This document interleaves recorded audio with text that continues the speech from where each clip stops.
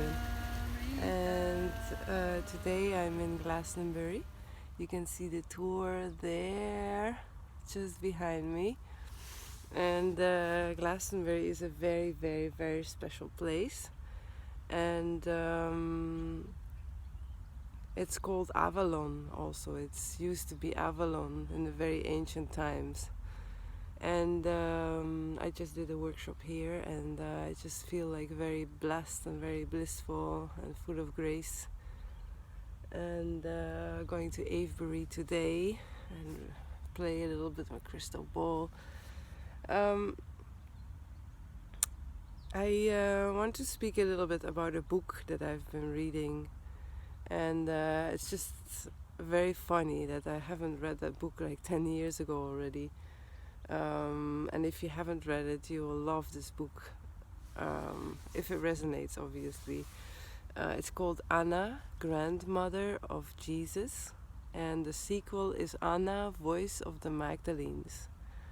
And in the book, it's a channeling, and Claire Heartsong is the one who's channeling it. I highly recommend reading this book.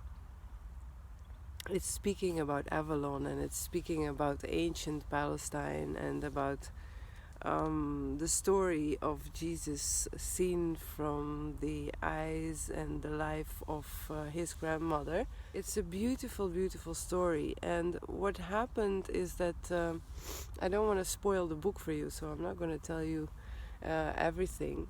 But to speak a little bit about it, is that what happened was that there is a whole group of souls that were born around the same time as Jesus, to actually prepare the time that he was born on the planet. And this is what they call the Magdalenes. And a lot of the practices that they did were in communities. So they were living in communities of the Essenes communities. A lot of them disappeared, but some of them have survived. And so this year also I will go to what they call now Israel and Palestine and that area, and really go visit those monasteries and probably do tours there. So this year I really want to step into my power as the Magdalene. And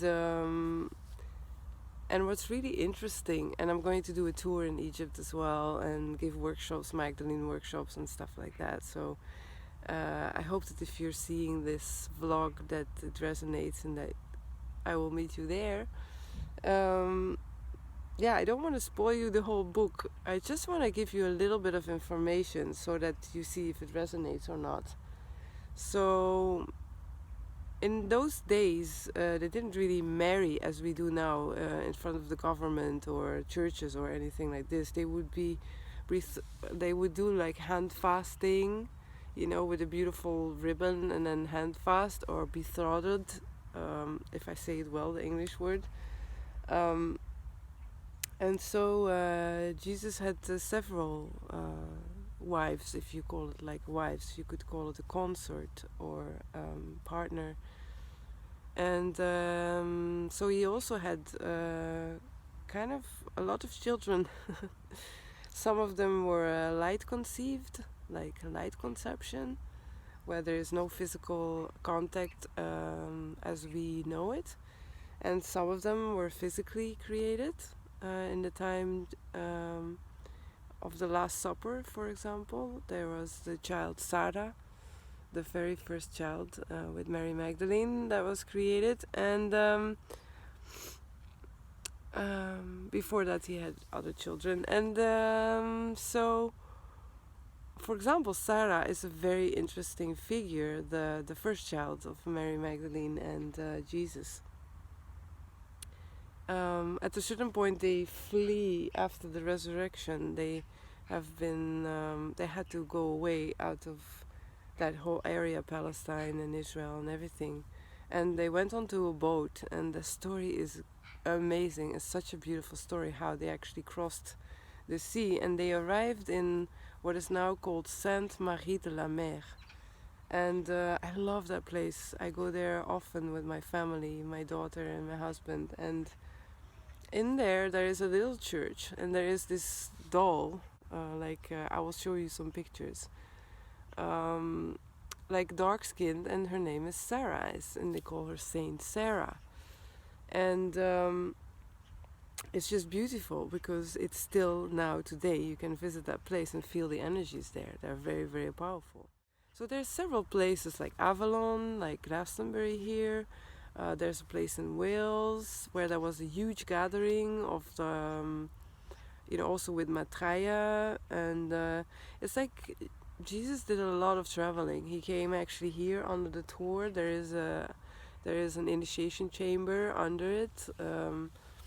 He went 10 years to India, and he met Babaji and Maitreya and like loads of masters, and he really learned a lot of things of how to master a lot of abilities, and that's how he did the resurrection also. I mean, he basically stopped all the organs in his body from working and then did the resurrection. So his light body afterwards was much lighter than his physical body, and he became more and more ethereal in his body, but he never died, in that sense. He just made the resurrection and showed us. We basically needed someone to put that information into the Akashic records, So yes, I'm kind of laughing at myself because I would have never thought that I would start to represent like Jesus and Mary Magdalene and the whole Magdalenes and the voices of the Magdalenes, but it is so strong. It is a calling that is so strong within me that this year, 2018, I have to bring it outside, the sacred feminine, that has been repressed and suppressed for so long, and I don't want to bring it out as a feminist type of voice, which is even more masculine than maybe the male nowadays is. That's not the way that I want to go with this. I really want to go humbly and with a lot of kindness and with a lot of gentleness, and so I hope it resonates for you. I don't know exactly what I will be doing in those workshops, but I have one already planned in France, and also a very special place. They spend a lot of time in France as well, like Mother Mary and Anna, the grandmother of Jesus, and some of her sons, and and Jesus would go there to the Mount Bukarak, where I'm going in a few days with my family. We're going to spend some time in the caves there. And Rennes-le-Château, like so many places where they used to go. That energy is still there, the Himalayas. And so these light conceived children, and also the other children, that bloodstream is inside of us, right? There must be millions right now who have that bloodstream within us, and even if it's not in your bloodstream, it is in your DNA. It's like the resurrection is not only like one person that did that. It's like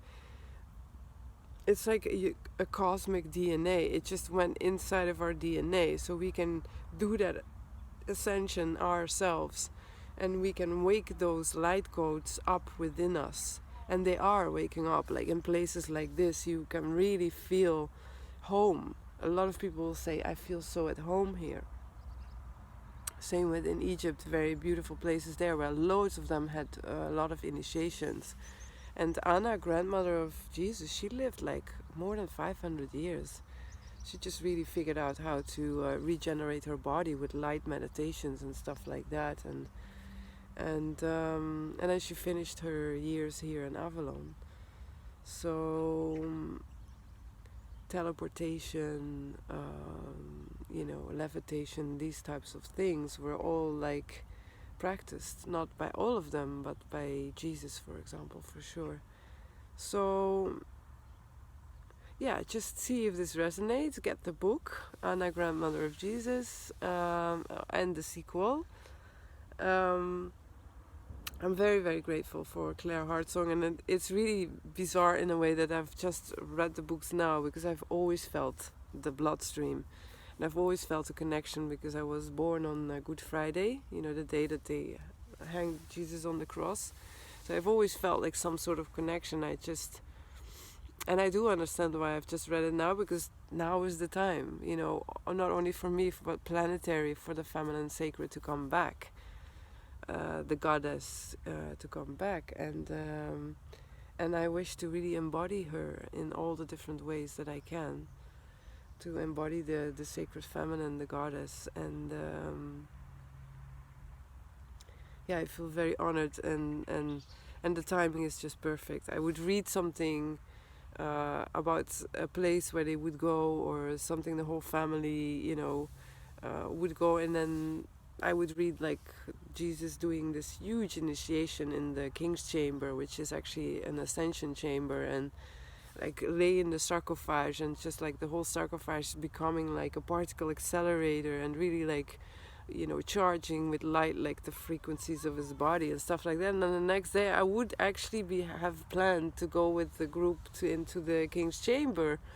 So everything was just so synchronized. So I do understand that it's now. So I hope you enjoyed this vlog.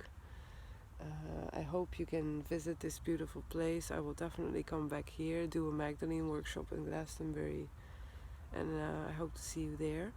You can contact me. I will put a link of my website there. But first I will relax. I have been going for 8 months into 3 to 4 different places and countries every month.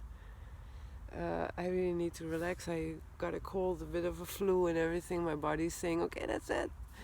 And I'm going with my family in those caves around Rennes le Chateau and everything. So I'm very much looking forward to that. And then I will take 2 months break, like absolutely nothing, live in the void, the emptiness, and just really enjoy that.